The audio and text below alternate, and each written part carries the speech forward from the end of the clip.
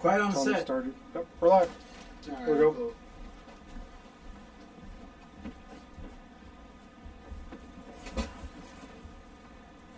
Did I make the frame? Yeah, you're in the frame. Cool. We live? Yeah, we're live. Hey everybody, That's what it welcome to Coffee and Bullshit, episode number 29. Got some very special guests with us today, members of Warrior Brotherhood MC. We'll let them introduce themselves. Go ahead. I'm Snipe. I'm the Illinois State President. I'm Infidel. I'm the Illinois Vice President.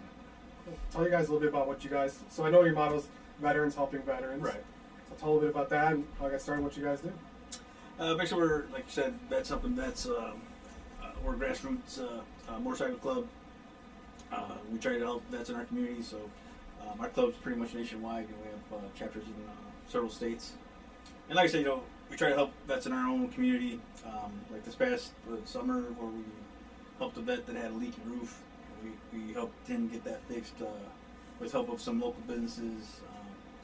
Earlier this year, we had a Marine vet up in the Great Lakes area by the Great Lakes Naval Station. Was having problems with his van, so one of our brothers that was there helped rebuild his engine. That was his only mode of transportation, and unfortunately, he was scheduled to get both his legs. Yep. Both his legs amputated like a month later. But like I said, we try to help vets where we can, when we can. We do a lot of fundraisers throughout the year, rides. It's just been tough this past year. Yeah. All of our train's been really affected because of COVID shutting down. So we've all really needed extra help this year. I'm guessing you guys are kind of the same thing. If you're making generating funds through rallies and rides, right? It becomes really tough. Yes, it does. So, how many members do you guys think you have across the nation now? Oh man, I couldn't give you a definite number on that, but actually, it's several chapters, throughout the U.S. Are there chapters in every state? Not every state, No. but We're in 27 right now. 27. That's 27 awesome. states. I believe we have a couple chapters overseas. International chapters. That's awesome. Oh. So I know if you guys, so people are interested in helping or reaching out to you guys, how do they get in touch? You can go to our national webpage, which is Warrior Brotherhood MC.com, or you can look us up on Facebook. Our Illinois chapter, it's Illinois Mother Road chapter. So, Illinois Mother Road. Warrior Brotherhood, Illinois Mother Road. Okay. I saw you guys now. It's looking, you guys are putting together blessing packages. yes, sir. So tell more about that. People, what that is. I'll let Chuck talk about it. It was kind of his idea. Him and his old lady started this. So It's for veterans that are on the streets, and we average about $25, $30 of contents in each bag. They get stocking caps, gloves, blankets, non-perishable edibles. We even put some P-38s in there, and cans of tuna, and Yes. drinking, water cups. I mean, it's just whatever we could think of that would benefit someone on the street in the inclement weathers, and we've managed to distribute 75 of them already, and I'm very pleased about it.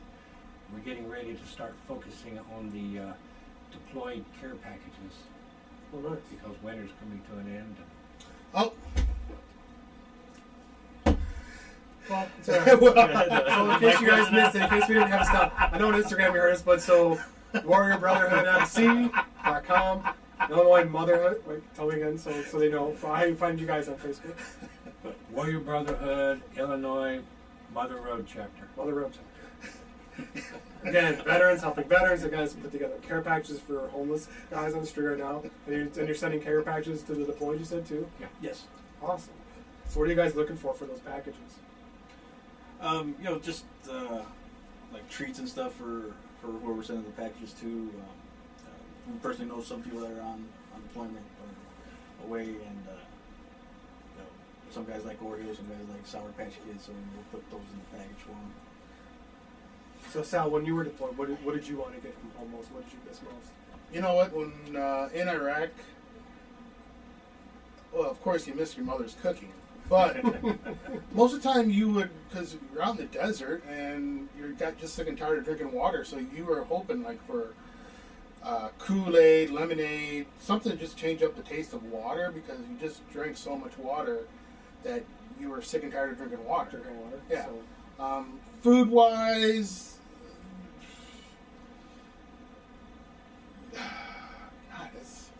tuna was always good. We got the little Vienna sausages. No matter what, I don't know why, but everybody loves those little Vienna sausages, right? You just eat them. You share them with everybody. What else did? was there any chips? Was there candies? Did that work, or was it? No, not too much with candies. Too much. Because you could go to the PX and buy, your candies, but chips. Sometimes some people get some chips from their region or their area that they lived, and there's like special chips for some people. That's cool. Thank you. Yeah. The little comforts of home. Yeah, the little comforts of home, but you're mostly asking people, baby wipes, because, of course, Get a little raw out there in the desert. get a little raw in the desert. Even though we did have showers, but still, when you're out there in the field or doing convoys, you're just sweating like a. Yeah. It's just sweating. That's all it is. Just One of those ladies. pure. One of the ladies of the night in church. Yes. Yeah. Yes. What else? I mean, of course, don't send over mayonnaise because that will go bad. So I'm kidding, if people want to give stuff, if people want to donate stuff to you guys to help send these packages, to help add to the packages, how do they do that? Go to the our Facebook page, Warrior Brotherhood, Illinois Mother Road Chapter. We'll have a list on there of care packages. We also have a list on there for the blessing bags. Right now we're not taking any more blessing bag donations because the season's coming to an end. We'll gear that up for next year. But we are going to gear up now for the care packages for the deployed. And on a note, when I was in Vietnam, my grandmother would send me a care package every month. There'd be a case of Coors in it. And there'd be a box of double-out buckshot for my little Remington. What the Army didn't supply you with the double-eyed buck? BBs. Oh. So what was your MOS in the Army? 63 Bravo. Oh, you were a 63 Bravo? 63. You're Wheel vehicle mechanic. yes, that's what I was mine too. Oh, yeah. I was a heavy wheel mechanic. I was up to deuce and a half. Deuce and a half. So you're the light I wheel, guess so. called the Bravos. Yeah. And you were Navy. Yes, I was. What was your MOS or Right. I was a machinist mate. machinist mate? Yeah. And what does that entail for us So Army guys? So that's basically like a ship's mechanic. So Okay. we're in charge of like propulsion on board ship, AC units, reefer units, the hydraulics. The ship I was on an amphib, LHD-3, USS Kearsarge, out of Norfolk. So our job was to more or less get Marines in their craft where they needed to go. So we pick up a MEU out of the June and the air wing out of Cherry Point. And my shop was in charge of making sure that they can get their equipment on and off ship. So, the aircraft elevators, the cargo weapon elevators. Did you ever just have to use like a wrench and hit it and like it works? Every time. Same thing with the vehicle. Like, let me check this. Is that gonna work? Yep. Mechanics 101. Yeah. That and the 10 millimeter wrench for us was our favorite tool. Somehow we always lost that too. 10 millimeter sockets have legs. Yes. When I first got to my ship, we were a new ship, so I commissioned the ship. Somebody didn't order tools for our shop. So me and a couple other guys went and scavenged, technically liberated tools from other shops. Reallocation of military goods. Exactly, and it just kills me when people, military grade this and military grade that. It's like, yeah, you just don't realize that's made by the lowest bidder. There, yes. Yeah, I said. Military grade ain't all that great. No, it's not. So when the Ford says military grade or Chevy says military grade, you're like, they got it cheap. Yeah. So what year were you in Vietnam? I was in Vietnam in 71, 72. 71, 72? I'm not born yet. No, me neither. I was. See, that's how the military bridges the generation gap. It doesn't matter. Age is not an issue. Yeah, that's true. What division were you with? Or? I was with Vietnam. Mm-hmm. First Signal Brigade, 69th Signal Battalion. Okay. And so, did you go to basic? Would it still be at Fort Useless? Fort Polk. Fort Polk? Yeah. Oh no, yeah, because I went. Ours was at Fort Jackson, so now you're Fort Polk. Dang. I feel sorry for you. Did you get drafted or did you join? I joined. Good decision. I come from a military family and kind of the thing that the males do. Yeah. And how about you? You weren't drafted. I No, know. I wasn't. Wasn't I enlisted shortly after Desert Storm. Okay. So I went to boot camp in October of '91. Got out in '95. What rank did you get out at? E4. E4. Missions made third class. It couldn't just be E4. It has to be. Oh, look, I was third class, E4. You know, it's like saying Spec 7 or something. I don't know. Sham Shield forever. Yeah. They had Spec 7s and 8s way back. Yeah. Matt said, what ship again? USS Kearsarge. Matt's one of our good buddies. He's a Marine too. Okay. He might have been floating out there in the ship. I don't know. I don't remember if he did float out on a ship or his. But Fun times out there. yeah. Is there anything you can say? What you guys did out there in the ship for fun? Fuck with the Marines. Fought with the Marines. Did you guys have like a boxing ring? No, we didn't. No. No, but we actually did have a couple of basketball hoops in the hangar bay. Really? That's kind of fun to watch until the ball bounces out the hangar bay door. Do you have to order up another ball or something, or is there maybe a couple? Somebody has to write home and tell mom and daddy send me another ball. Dear Mom and Dad, I lost my ball. Send me Yeah, another pretty one. much. Dear Mom, would you send me a basketball, please? He said he was on Nashville. Okay. Iwo Jima, Nashville. Oh, Iwo Jima? That was an LST? Or an LPH. I think Iwo Jima was an LPH. LPH. Those are just crafts that carry the Marines in them. Right. They all have their purposes. Like an LST has special drops for tanks, so they can transport tanks and stuff. I was on a LHD, which is landing helo deck, so we were like the next size down from a carrier. So we'd have a lot of choppers and Harriers on board. We can also take on smaller boats.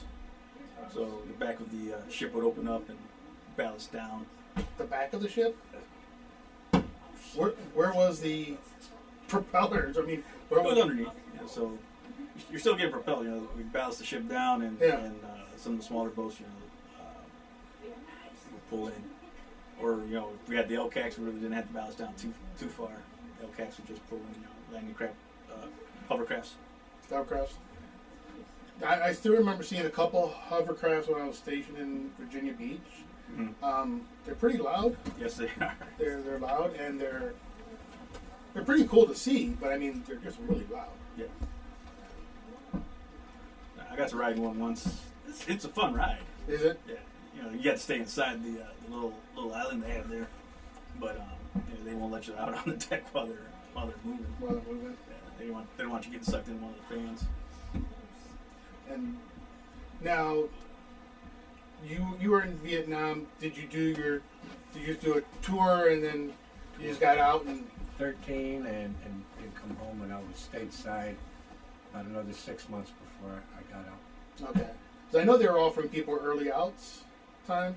Or they were also offering people to re-up in a large sum of money. Oh really? My dad had a good offer. He came back. He was in Vietnam when he came back, and they wanted him to stay badly. So it was like a 2 jump in rank and then a whole bunch of money. But where his big thing was, what he did for his last 6 months was play on the base softball team. He was a really good baseball player, so I really liked that. And then he ended up breaking his collarbone at like his last month before. So like, he was in a whole body cast. Back then they didn't know how to cast anybody, so it was all the way his arm all the way into his body. He's like, well, I can't play softball anymore. But he's like, I think I'm good. I'm just gonna go home. I think I'm good. I'm out of here. I'm done. But he's like, you always regret it. He's like, it wouldn't have been bad. So because he looked after, he's like, what happened after? Nothing for the next 30 years. He's like, I could have been retired, you know, by. He's like, I had a decent pension coming out. He's like, what was gonna happen? I had rank and I had really been doing nothing for like the next 20 years. He's like, would have been a bad deal. Yeah, Vietnam kind of fills you up with the whole thing, and for me anyway, and getting out was the next step in my journey, and that's what I did. Yeah. What did you do after Vietnam? Made it a point that what happened to the veterans in Vietnam never happened to the veterans thereafter. And Nothing's more disgusting than you guys coming back and getting spit on, and it's a bunch of bullshit. it doesn't happen anymore though. Nope. No. Nope. Thank God. No, I was glad to see after, you know, Desert Storm that it came back, people celebrated and understood what the value was and what people did and made sacrifices. Got rid of that shit. And there's a new level of patriotism again, finally back in this country that hadn't been here for so long. Right. Understanding the value. Yeah. I think people don't always realize the long-term effects. They don't understand that a 3-year commitment has a lifetime effect to most guys. Right? It affected my father the rest of his life, health-wise and everything. And so you guys coming back from Desert Storm, coming back from Iraq, you know, there's a lifetime effect after. It's not just your time while you're enlisted. So even a small commitment is a big sacrifice. Well, they train you how to fight, but when you leave, they don't train you how to bring you back out of the fight. How to decompress. How to decompress, right? You know, but you want to get out, and you're like, I'm good. You know, sign me out. You know, ready to go. Anything wrong with you? Nope, I'm good. Nothing. Everything feels great right now. You know, and you're 20. You know, for the younger guys, you know, 23, 24, getting out after a stint. Right? Nothing's gonna hurt you, but all of a sudden you hit your 40s, and things start breaking apart on you. You know, I mean, I didn't join until I was 27. Did my 7 years, so I was a little bit older. But still, when it's time to get out, I was like, I feel great. And all of a sudden now it's like shoulder hurts, back hurts, neck hurts, knees. I was 19 in Vietnam. 19? Yeah. And then when my sons reached 19, I looked at them, I go, yeah.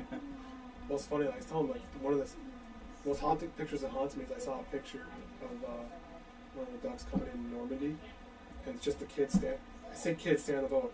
I swear to God, I look at that picture over and over again. I see it in my head all the time now. They look like a bunch of 13 and 14-year-old kids to me coming over, like, yeah, it starts killing you. Like we're sending like the youngest that we have into the worst situation possible.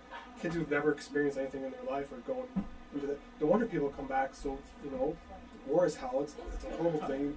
And people who haven't reached emotional maturity are getting forced right to the front lines of that shit to see the absolute worst of what's going on. Like, you need some aftercare after this experience. Like, this is not an easy transition to go from absolute hell to back the next day to not.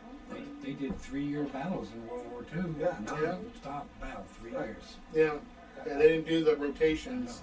You were in there for the long haul. I look at the face of, you know, like a 17, 18-year-old kid now. I'm like, man, that's a young, especially now. Now I think most kids have had a softer upbringing than they did back then. So I'm like, look at the face. I'm like, to put this person in that situation, they're never going to come out in a good situation. Yeah. Right? It's brutal, son. So did you get into riding bikes after Vietnam, or? I had learned how to ride when I was 13 on a Sears Allstate scooter. And first thing I bought when I got home was a motorcycle. You know? Even while I'd come back to Fort Hood, and I lived in Texarkana, and I went home to visit my mom, bought a motorcycle and rode it back to Fort Hood. In the middle of winter, stopping to warm my fingers, and of all things, coffee. Coffee. Gas station coffee. Did you have to wear your PT safety belt then? Yeah. Safety belt was that? I don't even think they had OSHA back then. And how about you? When did you start riding? My grandfather got me into it. Yeah, he had a motorcycle with a sidecar, so he'd take me and my sister out. But I started off with when I was 8 years old with the Suzuki DS80 dirt bike. Learning to ride that, doing stupid shit, you know, Right. when you're that age. And you know, been riding on and off since then. And then probably a good 10 years ago, one of my best friends, like brother to me, you know, convinced me to buy a bike, and I've been riding since. We forgot to lock the door, Uh-oh. so we just got a customer coming. Which is, it happens, we forgot Just like we forgot to Turn put the mic on for 5 minutes.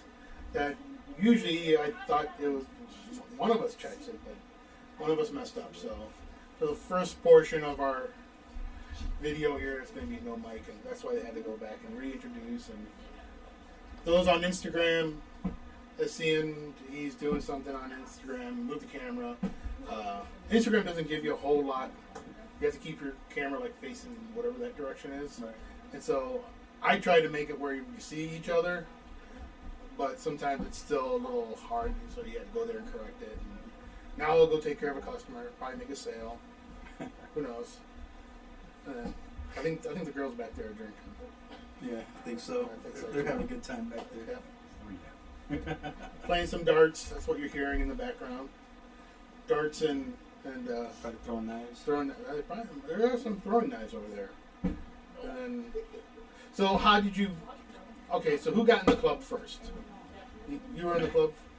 Well, I quit riding for probably about 20, 22 years. Raised a family, and one day on my birthday, I was 56 years old. My wife said, "Let's go to Galena." And we went to Galena, and she says, "Let's go to a Harley shop." And we're looking at the motorcycles, and she says, "What do you think about this one?" And I go, "It looks good." It was the Model 48 Sportster. And she says, "It's yours." I said, "Woo." So I started riding again, and you can only do so much riding by yourself, then you get lonely for people to ride with, and I started looking for MCs to be a part of. I came across Warrior Brotherhood and communicated with their national secretary, and long story short, became a member and helped build up Illinois. How long you remember that? I'm in my 10th year. 10th year. And how about you? How did you? Actually, a friend of mine from grade school who was in the club recruited me. Okay. So he's a Navy vet also. He also happens to be our national president. So, and he sponsored me and another one of our club brothers when we prospected. And worst sponsor you can ever have. So you have to be a prospect. Right. You have to go through the whole thing, like you see like some movies or TV shows, sort of, yeah. sort of, right? It's a process, you know. Right. We're a traditional MC, so you have your hang around period, you have your prospect period, and then if we decide you make a good candidate, we patch you in. We want them to want it. Right. And if they don't want it, then there's lots of other riding organizations they can go become a part of. So, since you belong to this MC, can you belong to, like, let's say Rolling Thunder or I don't know what other things. I know Rolling Thunder because we have Legion Riders, yeah. Like, or do you just kind of stick with that? Can you ride with them? You can ride with them, but you can't be a member of them. You're already part of the MC. So, Okay. But if, we've gone and supported like other clubs and Okay. their rides. yeah, guys help each other out sometimes. And, The MC community is a tight-knit community. It's amazing how other clubs will help support something that you're doing, especially when it comes to fundraising for a good cause. right. Now, let's say what was that show that was on FX? Sons of Anarchy. Sons of Anarchy. The Mayans. Yeah, Mayans. Does anybody ever give you like this? Hey, is that anything like that? Or, I mean, there probably are clubs that are like that, but they probably always want to ask you those type of questions, right? I've been asked that before. Yeah, their biggest concern is, are you a 1% club? They say, no, we are not a 1% club. 1%, yeah. And we are a family club. I guess so. And then, but there's the 1%ers and 3%ers. Is there a difference? I don't know if the difference between the 3%er is, but I think 3% is just you're all military, right? I think so, yeah. They're more Second Amendment type people, 3%ers. 3%ers, okay. But you guys are just out about helping veterans and doing fun rides and doing charity and stuff like that for fellow veterans. Right. So, guys want to help out. I mean, you know, we talk to different clubs, MCs, you know, donations are great. You want to join. How far is how far south or north or somebody can join? I mean, is there like a... Well, if you live in the state of Illinois, you know, we are a one chapter state. Okay. So you can live anywhere in Illinois. You just have to be willing to ride to where we're meeting at. Right, that's what I was thinking. Like somebody like way down in southern Illinois is like, you know, I'd like to join, but... We have a member down there. Oh, do you? Oh, yeah. Oh, jeez. Right outside of Cairo. Dang. So yeah, we're all over. Yeah, I guess so. You know, and, like you said, you know, we do a lot of charity events, a lot of fundraising. We have a brother right now out at the VA clinic in Hoffman Estates. They're doing a food giveaway for veterans. So we have that posted on our Facebook page. You know, if there's vets that need food, stop by. A lot of canned food, a lot of fresh produce. All right. Well, and we'll put them on our. I'll find them and start posting their stuff on the Gun Barrel and my personal. I didn't think about it when we were gonna have you on there because I didn't know the name of the. I mean, you've come in. He's come in. Him and his girlfriend have come in and talked. His girlfriend came in first. Said, "Oh, my boyfriend would really like this place." I'm like, "All right, cool." And you know, he's coming in and find out he's Navy and. You know, he's buying knives, and next thing you know, he's buying popcorn because we have popcorn here for Patriot Popcorn. Patriot Popcorn, yeah. You know, and they come in every couple of weeks, buy some of that and coffee. And so, if you're in the area, can't come right now, but you can. Well, You've also been at some of our events. That's how I knew you were in the garage because I come over there and talked to you and bought coffee from you. And was it the one at Kane County? Yeah, the King County Kane County Fairgrounds. Yeah. Harley Fest. Yeah, and but I thought those guys were from Michigan. we had brothers from Michigan. Okay. Yeah, I what happened to that event? I mean, just It kind of fizzled out, you know. Especially, like I said, last year. Last year Just really tough. Are you planning on having any big events like that again, or have something? Not to that scale, but we do have a ride coming up in July. Just remember our Heroes Ride. We usually have it every year, but again, last year. Right, the whole thing. Yeah. But I'm not sure what the route's supposed to be yet. I think we're riding from Bloomington all the way up to the wall, up in Marseilles. Okay. The Middle East conflict wall in Marseilles. Mm-hmm. And there's also one for, if I remember correctly, I think there's also one for the dogs up there in Marseilles. It could be. It could be. Yeah, probably a different organization. But. Right. Well, so we do stuff with Veterans for K9. Okay. And I thought he said there was one down there, but I could have sworn because Marseilles is one of the places where you go down for the readiness for the Army. There's a place down there for us. I'm going to look into that. I'd like to see the one for the K9 troops. Yeah, I believe it's Marseilles. If anybody, well, there's some people out there right now, 26, 15. It changes, varies. I don't know if these numbers are all real or not. I have no idea. But I think it's down in Marseilles for the K9s too, that they had built. Yeah, I guess they do ceremonies down there too, some places. Because I remember, I think when we were getting ready to go deployed with the Guard, we were down in Marseilles, and that place has built up since then. It was the transportation unit, and then now it's more of a training. I guess they had more training and stuff like that. And I just remember the doctor down there that was giving out the physicals, and lucky I was not at the age where I had to bend over, but this guy's finger was, like thick. Sausage, yes. And the look on most of those guys that were right there at that time at their 40s were like, oh boy. Luckily I'm still not 40 yet. I don't need to get that checked. At least let you pick which finger. They were all pretty big fingers. I don't know. I just hope they moved up good. Yeah. Then once you get, to what we're age now, and oh, I got to check. I'm like, oh, great. Do I at least get a hug or something afterwards? Yeah, dinner. first. Beats the potential possibilities. Correct. It does. And, so when did the MC start? Is there any history to when it started? I mean, We're actually celebrating our 20th year this year. So. 20th year. It was started by Vietnam vets. And it was open to all eras and all branches. All ranges. And now, are you starting to see more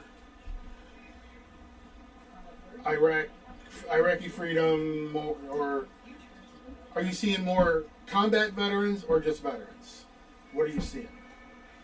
I would say we have a lot of combat Afghan veterans. Yeah. Or, Iraq and Afghanistan Yeah. veterans. It's not regular, because I see it like how it was like with Vietnam, right? After Vietnam or Korea or World War II, that the combat veterans would come home and be like, I need something, to get going, right? So they started the motorcycle clubs, right? The Hells Angels were named after, the plane, right? If I remember correctly. Yeah. And whatever other MCs after that. So combat veterans are always looking for something to get into, right? I always want to go out and ride and do something. Right now it's a little harder with running a business, right? And doing shows.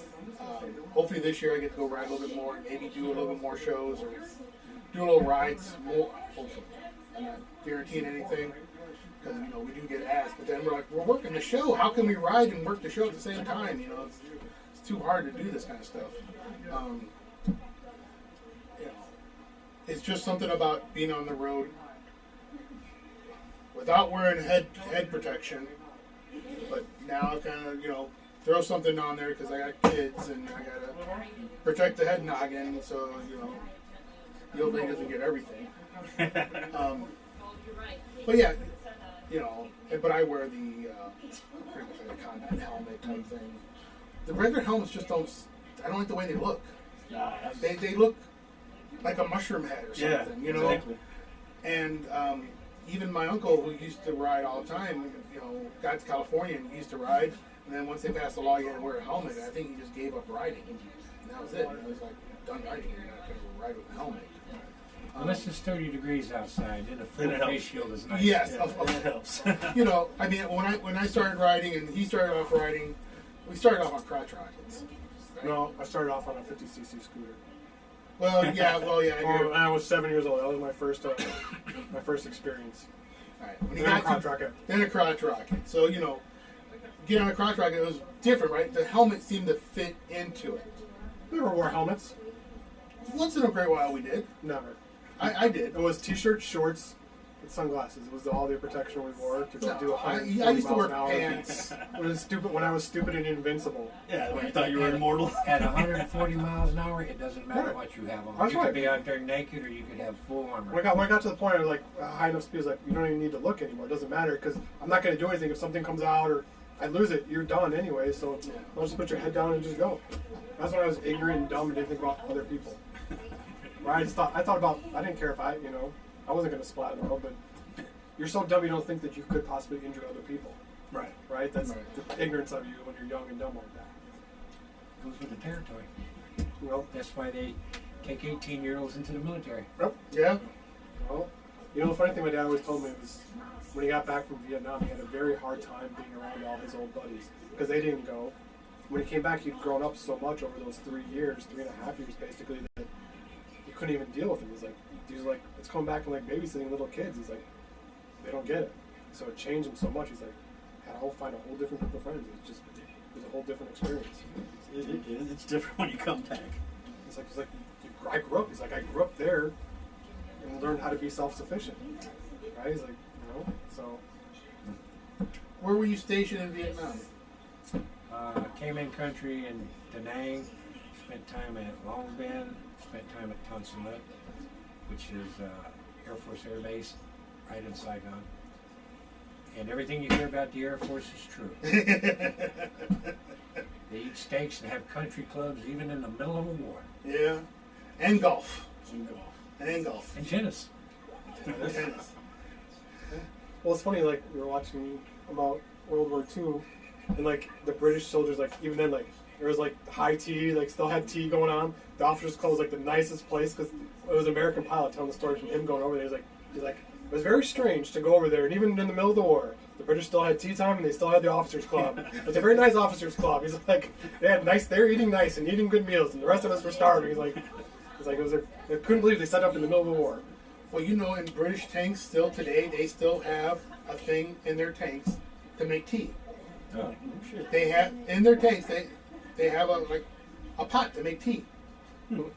So, you know, I'm gonna fire this, but make sure my tea is nice and Tea warm. time. Tea time. Tea time, gentlemen. It's like a lot of, like, even the Royal Navy, like, they still have rum hours. Do they really? I would have joined the Royal Navy. Yeah. I would have rum hours. What?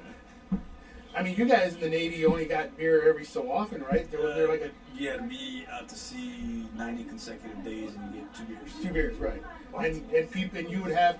I remember people saying you would have somebody like buying your beer because some people don't drink, right? Yeah. And some people would be selling their beers at a price that's probably outrageous. $20 a beer. $20 a beer, Oh my yeah. God. Supply and demand, right? Yeah. You know. Luckily, I've never had to see that, but For 90 days, yeah, 90 days. Every 3 months. Every so 3 that months. means consecutively out at sea. Not you don't hit any ports. No. How often did that happen? It doesn't happen that often. I figure that seems like a lot of days to be without having to stop and get stuff or even. Oh, you can unwrap at sea. That's always a fun time. Yeah, especially with, have you ever had to do that? Yeah. Yeah. I remember we went down to Gitmo to do some weapons qualifications down there, as a ship. And one of the other qualifications we were doing unrip at sea with a oiler. And we did the whole evolution, and it got late into the night. Everybody's putting their shit away, and one of the dumbasses decided to throw his chem light out into the water. Yeah. So as soon as the aft watch saw that, called man overboard. It's like 1 a.m. Oh, jeez. And everybody had to go on muster. They had to take roll, make sure, see who's missing. Come to find out it was that kid that threw his chem light overboard. How would they identify the chem light? I mean, you have your chem light? It's right here. It's one of those things. They just saw the light out bottom Right, out the water. right. And like, Did they have to turn the ship around and everything yeah. go? Oh yeah. They're getting ready to send the rescue swimmer out, and it was. We weren't happy. None of us were happy. Expensive stuff. Yeah. Now, so you said the oiler, was that the ship that would refuel you guys then? So usually they'll refuel anything we need. We'll get it from them. As far as like food and whatever supplies we need. So they'll just send that over. So the ships still will burn oil? A lot of the steamships. So we still have steamships, gas turbine ships, fewer nuclear ships than you think. Yeah. It's just mostly the subs and carriers that are nuclear. I know they're saying that they might bring the battleships back one day because the range of the guns of the new artillery pieces the artillery round can do like 120 miles, right? Instead of being the 16-inch guns can do 20 miles, now you just up that by an extra 100 miles. So you just I don't know about that. It'd be nice if they brought the battleships back. Yeah. But I've seen stuff online. They're testing like rail guns and stuff. Yeah. And seeing what the range is on those. Powered by pneumatics that can do 200 miles. That's crazy. It's insane. It's insane to think 200 miles away and just dropping shells. Makes it pretty easy, especially over the Middle East, to go park in the bay, right? Yeah. You can be far enough away from them, they can't get to you, but you can get to them. Yeah. Like the new railguns, they're incredible. When I watch 700 miles an hour, they can take I saw the one, like, this thing could throw a Volkswagen, 700 miles an hour and just launch this thing. It's incredible, all just magnets and electricity, so pretty incredible. So the one thing I thought was cool. You guys, I saw there's a free dental day. You guys are doing Freedom Day, the 20th. We're not. We help out with that. Yeah. So it's Lagaki Dental. Mm-hmm. They do a Freedom Day every year. They didn't do one last year because of COVID, but they're going to do one coming up in March and another one, I believe, in October. But basically, free dental for any military veterans and their immediate family. That's amazing. Oh. Yeah. Well, it sucks. A lot of vets who, if you're on disability, maybe you're only at 50% or 60%. You don't get dental included in that, so you always fight for that. And a lot of guys have a lot of bad shit for dental wise. Oh, yeah. It's expensive as hell. I know when my dad was fighting to get to his disability, like his jaw bones were rotting away, needed dentures. Like so, it was $7-8 grand for an implant. It was crazy expensive. So that's a huge help. It's pretty cool. I went a couple of years ago, not so much to get dental work done, but just to hang out and meet a lot of veterans that went in there and got to talk to a Vietnam veteran Marine that was a sniper over there, and just some of the stories he was telling us. So you meet some great people and stuff like that. So Sure. Is there still a lot of Vietnam veterans in the club? I mean, are they? We have a few, a smattering. It's each year goes by, we lose one or two. I mean, Most of the You guys probably had over 70s now. right. Probably in the beginning, you probably had some Korean or World War II veterans at all, right? I met some of the Korean veterans. Yeah. I never got to meet any of the World War II veterans. Yeah, it's. I think now what the numbers are, less than 300,000 World War II veterans left out of 16 million, right? Yeah, I just saw You that. know. Yeah, I think it's out on your website. Yeah, it was, yeah. So. Like just a little over 300,000. Well, we were talking about trying to debate. We had to Yeah. go look it up ourselves. We're like it's getting low now. Like, Oh, yeah. because like the last honor flight we saw, like there wasn't many like on the honor flight. So Yeah, now they're doing Vietnam. well, yeah, when the Vietnam vets are all over 70 now, but pretty much, right? Yeah. I mean, my dad would be 77 this year, so getting older. Yeah. And so I mean, what's the next fight's going to be? Desert Storm. No. What was that other one we had before in '84? Grenada? Grenada. Yeah. It's only a couple thousand troops, but That wasn't that. That lasted what, a whole week or something like yeah, that. something like that. Without proper maps. Yeah.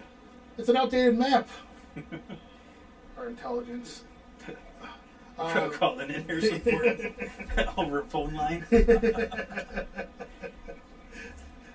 Oh gosh. So did you continue your career as a mechanic after the Army? I did. You did. And then I got tired of busting my knuckles and learned how to be an electrician and liked that much better. You probably didn't have to be out in the cold all the time either. Nope. And especially the busting the knuckles. Knuckles, part. yes. Yes, It's not bad. It's not bad busting knuckles if you're doing it for enjoyment, like you're rebuilding something you love. What do you got to do for somebody else? And just busting your hands and busting your knuckles is not as much fun anymore. Well, that's the thing. If you love wrenching on motorcycles or cars and you become a mechanic, you're not doing it for fun anymore. Your stuff is Turn your just passion. trying to find a brother to come by and help you fix it. Yeah. Now, did you continue with your MOS?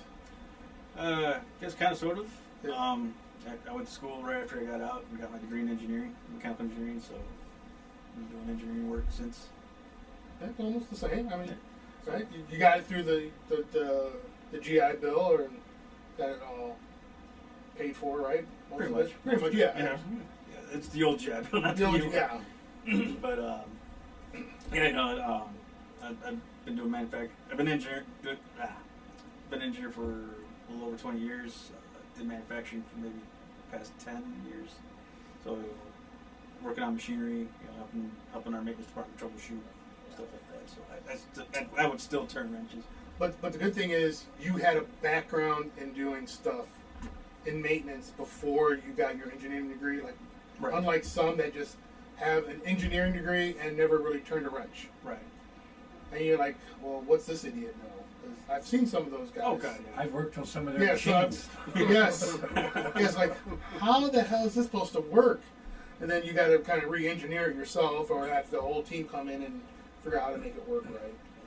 I remember those days. When I first started out, I started off doing engine design at Ford. Really? I worked for a contract company. So I'm over there designing engine parts, and I'm like, so how exactly is the mechanic supposed to fix this?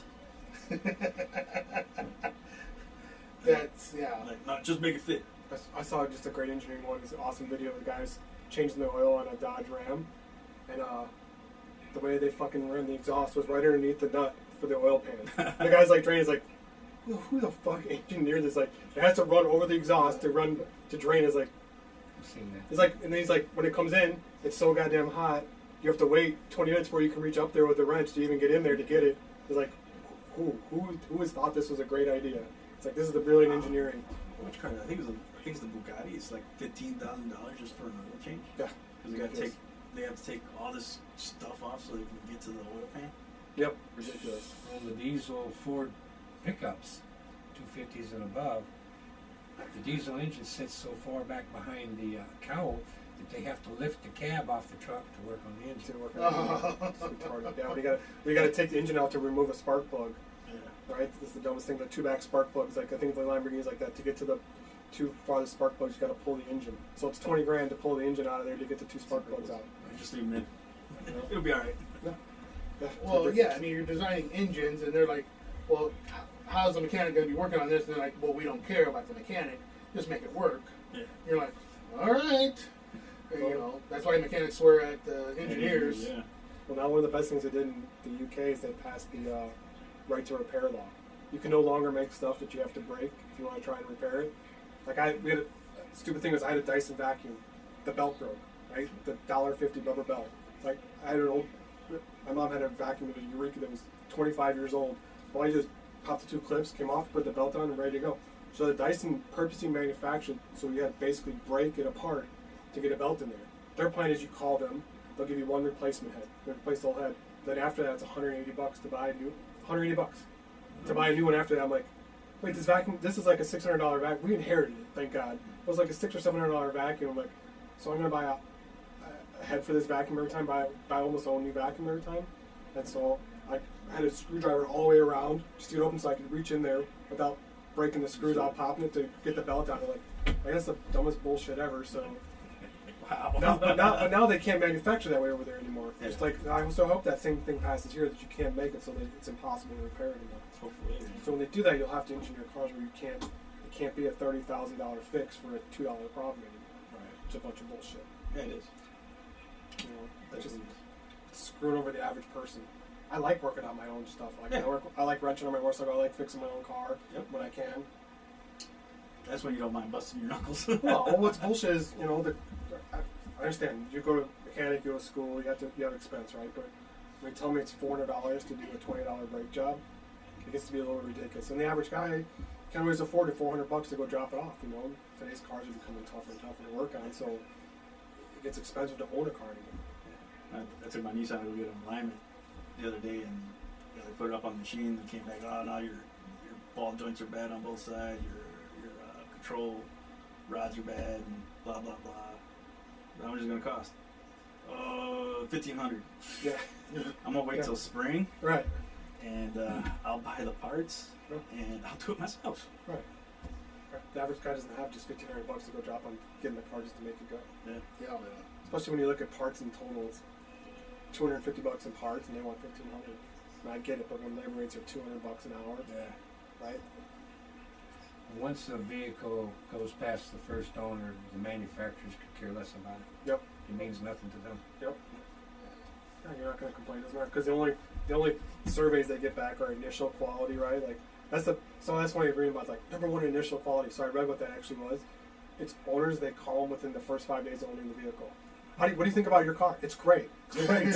Great. You're number one. So like that was like, because they were talking about like the Chevys, like the long term, like the Traverse, the Suburban, and now the truck are the worst in quality. It's like Suburban's like an $85,000 car now, which is crazy. But it's like the worst in quality. But if you look in the initial quality survey, highest rating. I'm like, that's because someone just bought an $85,000 car. And they're like, no, it's a piece of shit. It's just horrible. I can't believe I bought this in the first 5 days, they give you 3 a days call. in, it's garbage. It's just horrible. The leather seats are horrendous. What they're gonna say? Yeah, it's great until the first time it breaks. It needs a new trans at 30,000 miles or a new differential. 15,000 miles. So, So on your bikes, do you guys do most of your own work on your bike, or do you? It's up to each individual how they want to take care of the bike. I'm just asking. I'll do a lot of the work myself. I just bought a 2019 Road Glide, so I'm about to extend service plan, so I'll just take it and get the oil change. Save me some problems, but like my winter project was putting new bars on it, so I put the bars on this past winter, and that was my project. What type of bars did you put on? I put on some KST spearheads. Alright. I'm not sure about all the words. I know I have a motorcycle on, but 12. I put some 12-inch. 12 inches. Okay, that's that's what I was. I wasn't sure. Maybe you're talking about ape hangers or some mid hangers, or to me, I'm kind of short. So. Well, yeah. Anything over 12 inches is big for us. sounds like personal problems. I guess. Short people problems. I guess the fireman decides how much hose he can handle. I guess that's. I don't know. So, when's your next ride or next event coming up? Like I said, we have one brother out in Hoffman Estates right now, helping with a food drive out there. Next event, I think the only one we got planned is May. May? What we have in May? You remember our heroes, right? I thought that was in July. July? Alright. I'll go with that. Okay. Check the website. Yeah. I'm going to check our calendar, but I'm pretty sure it's July. But we have a Remember Our Heroes ride in July. I don't think our route's 100% cemented, but I think our ride's going to be from Bloomington up to Marseilles to the Middle East Conflict Wall. It'll be on our Facebook page for sure. So if somebody wants to become a member, how do they do that? You can go to our national webpage, www.warriorbrotherhoodmc.com, or you can look us up on our Facebook page. Warrior Brotherhood, Illinois Mother Road Chapter. There you go. We'll post the stuff on the links too for you guys. Yeah, we'll find it and we'll put it up on our thing. Okay, so I see that you're the president of the Illinois chapter. Right. He's the vice president. Now, did you get voted in? Yes. Okay. Right. So all our positions are voted yearly or until you retire? every 2 years. Every 2 years? Okay. Right. So pretty much all the positions on our board are voted in. There are a few positions that are appointed, such as our road captain or SAA. Okay. And when you do the routes, are these routes have to be like not approved by, but do you get like escorted, or you just kind of say, do you get escorted by the sheriffs? We've had escorts on many of our right. rides. Yeah. I'm just asking because I know sometimes like they do the stuff from the St. Charles one. They have the county, the sheriffs, escorting the front and the back just to make sure for safety reasons, right? Because people are idiots. We had a national meeting here in St. Charles, and we rode out to the Marseilles Wall. Mm. We had the highway patrol escort us there and back. And coming back, we're going down. What's that? I was prospecting. I didn't go on right. The main drag. 47. Randall. And the highway patrolman was doing 65 through the red lights, and we're right behind him going down Randall Road. Nice. And we're talking, there was a couple hundred people. Oh, really? Yeah. That's fun. It was fun. That was, like, it's red light. Yeah, right. I can go through. So how long does a prospect stay as a prospect? In Illinois, prospect period's 1 year. 1 year? Okay. Minimum. You can prospect as long as you want. Or we can have you keep prospecting if we don't think you're ready. And we're 100% state. One day you don't get in, so you just stay prospecting until you can sway that vote. So you get voted in.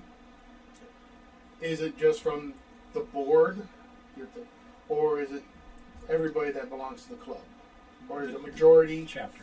The chapter. I'm sorry. The chapter. Does it have to be like a majority vote, or 100% vote? 100%. Okay. I wasn't sure it was like the Senate or something like that. Now to be a patch member, it's 100% vote. Okay. So, you got to do your shaking babies and kissing hands and stuff like that. So, I'm trying to sway everybody's vote. It's you shouldn't want to belong to an organization if everybody's not on board. Right. If one person has their doubts, then there's not going to be a trust that you need when you're out there doing 80, 85, 90 miles an hour in tight formation side by side. You don't want someone that's going to cause a problem, and we've had that happen before. And one accident can bring down 4 or 5 brothers. Oh yeah. It's not pretty. Hey, have you ever had to kick anybody out because how they ride their bike? Like they're just To the end of the Back line. 50 feet away. He's swerving a little too much for us. That'd be funny. We keep the trikes in the back too. Is there a lot of trikes? Not a lot. We have paraplegics and trikes are easier for them. I don't know. Some days I think, man, a trike wouldn't be too bad. But what happens if somebody wanted to join and they had a Can-Am? No. I'm just saying. I'm not saying me. Besides us laughing. Does it have to be a Harley? I'm just wanting to let people know. No, it doesn't have to be a Harley, but it has to be at least a 750cc. Okay. So, make sure that you can keep up with everybody else. All right. So probably highly unlikely, but if somebody came in a Honda or Suzuki. Well, here's the funny thing about that. The people that come in on those bikes, and this is one right here. I came on. After they get their patch and they become a member, before long you look up and they're pulling up on a Harley. It's just, it is what it is. Are Indians acceptable? Yeah. Okay. They seem like pretty nice bikes. They're nice bikes. I don't like their hand controls. But. No, I just looked at them, but I never. There was it's just the Indians. Where was that? Victory. Victory, yeah. That one went away. Yeah. They were like nicely balanced, if I remember correctly. An aluminum frame. Mm-hmm. Oh, really? Yeah. Ooh. I mean, they weighed 1/3 less than what a Harley did, and they would run circles around a Harley. Yep. Should have got one then. But they went away. I know. Still Polaris. Probably still be looking for some somewhere. You go to the snowmobile store and buy your car right There you go. And they make good snowmobiles and jet skis. My jet skis up Polaris, man. They do. Runs like a champ. They make killer quads. Yeah. They just didn't build a culture around their stuff. Unfortunately, like Harley did. I was able to build a culture around it, so it's support. Even though Indians are still around, but they're not. That's not that much of a. They just went out of business once and then came back. Yeah. And like you said, the Indian doesn't have the network that Harley does. So it's the culture you build around it, man. So you have to support. Yeah, because Harley Davidson been around since 1903. Burgess Norton's been around since 1904.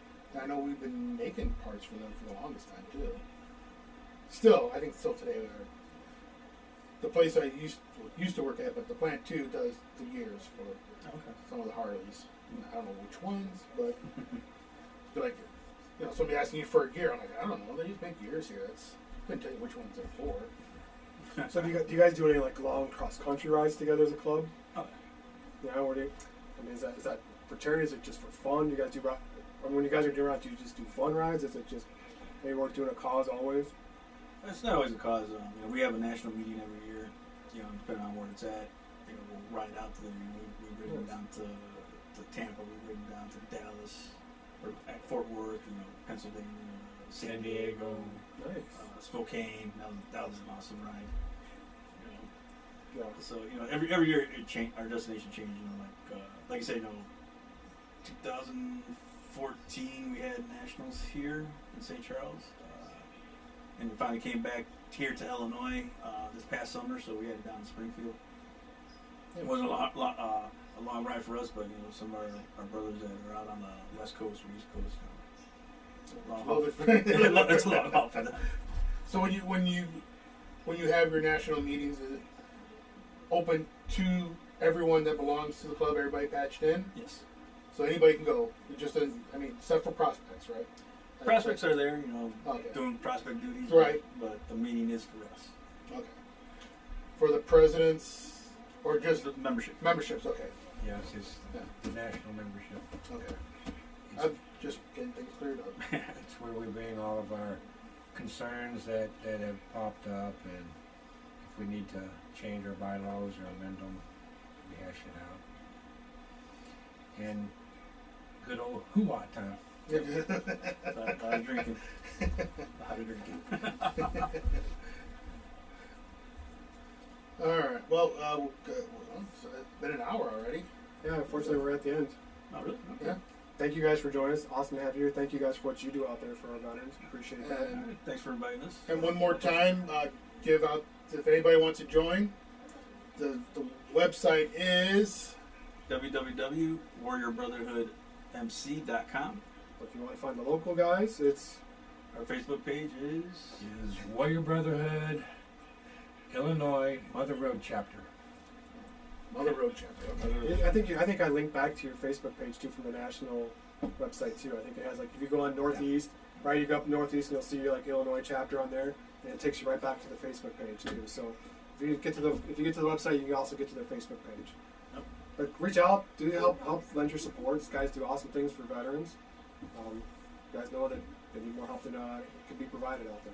So do whatever you can. Money donations are always great. And hopefully you can hang out with us this year. yeah. There Yeah. you go. Yep. So do you have events that are open for everybody to come hang out? Like remember our Heroes Ride? That's an open event. We I think the first year we did it, we had 150 riders. Wow, that's awesome. Pretty Yeah. good. It was a big ride.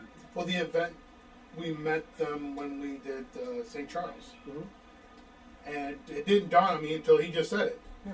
I didn't put two and two together. I remember talking there. We talked in St. Charles when you guys came there. I remember that. So yeah. You see, you had that free coffee there, and I come over and Mooch Yep. to come. Yes, I felt so bad. I says, give me a couple of bags. I always have to give out free samples. No big deal. Bait and switch. That's right. Main switch, yes. We're like drug dealers, though. We get you hooked on a little bit, then you keep coming back. Yeah. Then we get you to come do a podcast, and get some free entertainment on our podcast. That's how it works. Just we try going a little bit at a time. Jay says, keep the greasy side down, brother. Yes. Yeah. We will do. Thank you guys all again for joining us. We'll see you Thank guys you. next week. See you next week. Thank you. Thanks, Craig. Just hold those. Thank you so much. Oh, no problem. Thank you, guys. Sorry about that Whoa. first 5 minutes. And it was. And you're very good at